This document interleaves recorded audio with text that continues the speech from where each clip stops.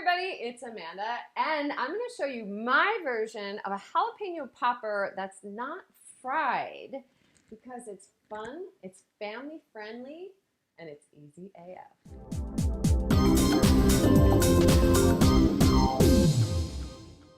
Okay, so this is really straightforward. You have your jalapenos, and you can wear gloves if you like, but just remember after handling the jalapeno not to touch anything, if you know what I mean.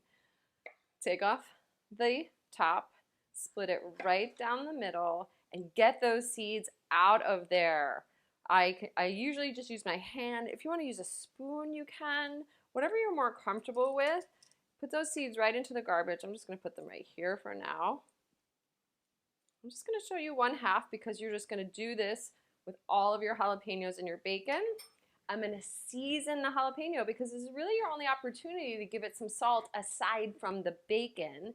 You could mix up your cream cheese with other cheeses if you like. I just like to go straight cream cheese because the creaminess of this cools down the spiciness of the jalapeno. And then you have that salty, smoky from the bacon. And then I just take a long slice of bacon and I start to wrap it around, and then you'll see how much you need. You may not need that whole slice of bacon, so just trim it, tuck it underneath, a little bacon blanket for your jalapeno popper, and there you go. We're gonna go in the oven, 425, for about 25 to 30 minutes so it's crispy. Okay, they are ready.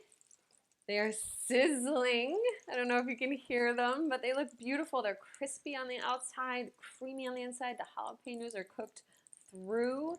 And if you could smell these right now, you wouldn't be able to wait. I'm gonna have to because they're so hot, but I know they're delicious and easy AF.